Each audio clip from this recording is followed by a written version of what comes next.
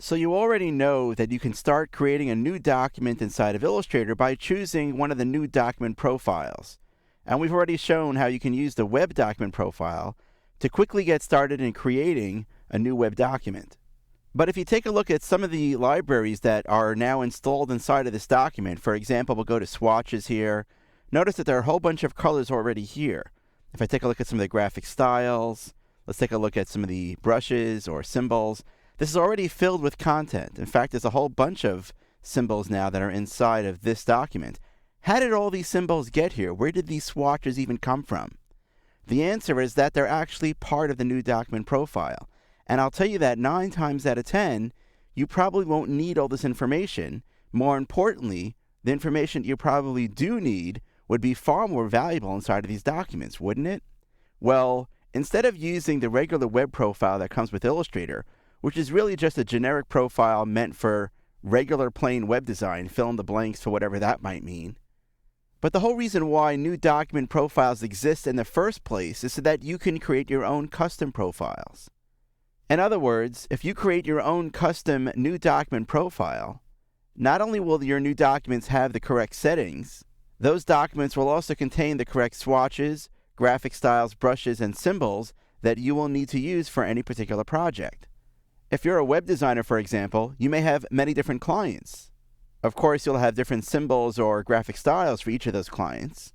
So you don't need to have just one web profile. You can create a customized web profile for each of your different clients. Let's see how we'll actually do that.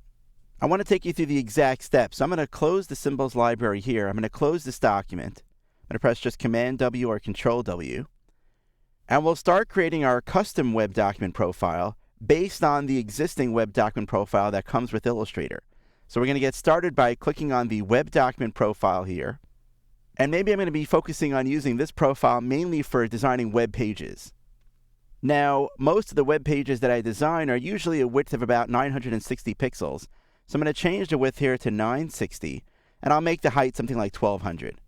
Next, I'll set my color mode to RGB, keep my screen resolution set to 72 pixels per inch for when I apply raster effects, and I'll make sure that the preview mode is set to pixel.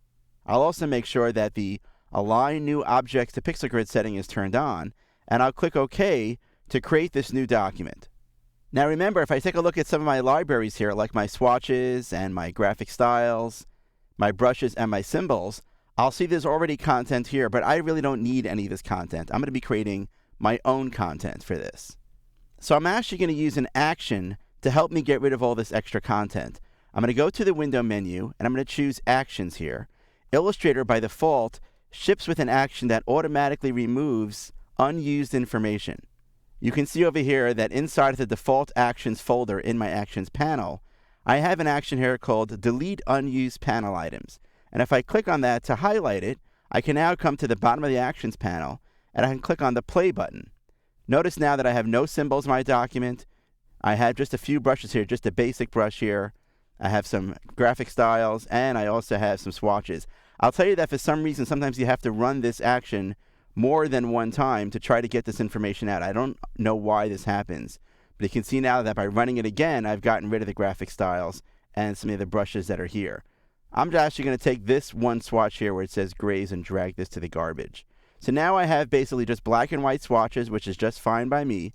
I have the default graphic style, I have the default brush, which is set to basic, and I have no symbols. I basically now have wipe cleaned this document so it does not have any extra information inside of it, information that I may not ever need or may not ever use. Great, I'm going to close the Actions panel right now, and now I'm going to start loading up the information that I do want to use inside of this document. So for example, I'm going to go to my File menu right here and choose Open.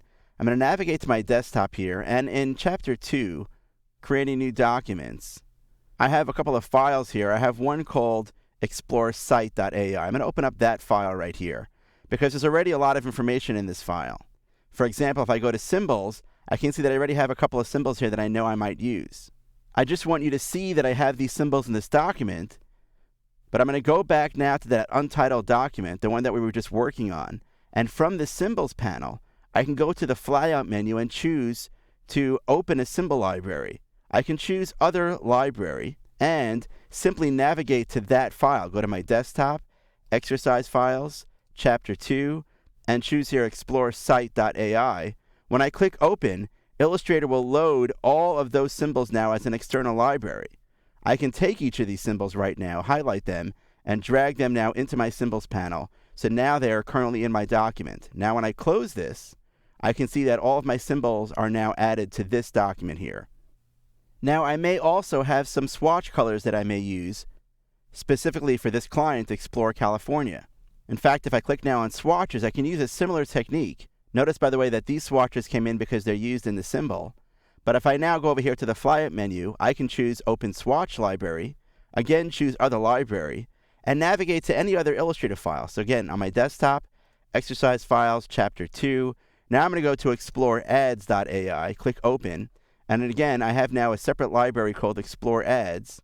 Let me drag that out over here so we can see this. And I'm going to click on the Swatches panel here and take this color group. I'm going to click on this folder. It's called Explore CA Palette, and simply drag that into my document. Now I can close this library, and I'm starting now to really customize this document. I've added customized symbols, and I've also added the swatches that I would use for this particular client, Explore California. Of course, you can use similar techniques to add both brushes and graphic styles to this document as well. Great. Now we're ready to actually go ahead and save this file. And here's the thing. It's going to be just a regular plain Illustrator file that we're going to save. The only thing that's going to be different is we're going to save it in a very specific location.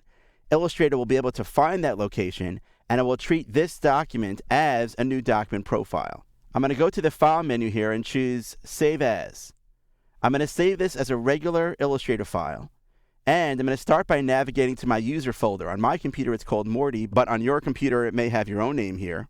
Next, I'm going to click on Library. Just remember to make sure that you're in your user folder for this, because on Mac OS, at the root level, there is a separate library folder. You want to make sure you're clicking on the library folder that's inside of your username folder. Next, I'm going to click on Application Support. Then I'll click on Adobe Illustrator CS5. And because I'm using the English language US version of Illustrator, I have the EN US folder. If you have a different language, you may click on that one as well. And then if I scroll down here, you'll see there's a folder called New Document Profiles. I'm going to click on that folder. And wouldn't you know it, inside of this folder, you have some familiar names.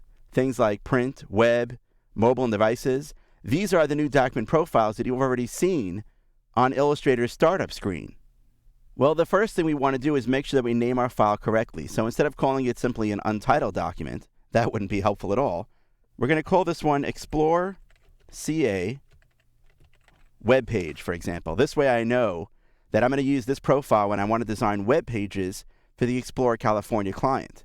Since I navigated to this folder, it's going to save that file inside of this folder. Again, I need to make sure that I'm saving the file in this specific folder. Since I'm on Mac OS, this was in the username. If you're on a Windows computer, you'll want to navigate to on your C drive, Documents and Settings, Username, Application Data, Adobe Illustrator CS5 Settings, ENUS, New Document Profiles. And you want to make sure that you're saving your file in that location. I'm going to click Save. Remember, I'm saving just a regular Illustrator file. So the Illustrator Options dialog box shows up. I'm just going to click OK with the basic default settings. And I'm now done. I'm going to close this file, and I'll close the Explore Site AI file that I had opened before. And take a look at this now inside of my startup screen. Not only do I have my web document profile, which we've seen before, but towards the bottom I have a new profile that has just been added. It's called Explore CA Web Page Document. And if I click on that, you can see that I'm creating a new document with the settings that I've already specified. The artboard is already set up to 960 pixels wide, and if you look at my swatches panel and my symbols panel, it has the specific content that I've already put into this profile. So again, the web profile that comes with Illustrator is nice, but it's basic and generic. If you have several clients or several projects that you're always working on, it makes a lot of sense for you to create customized profiles for each of those clients or projects to make it easier to get started creating your documents.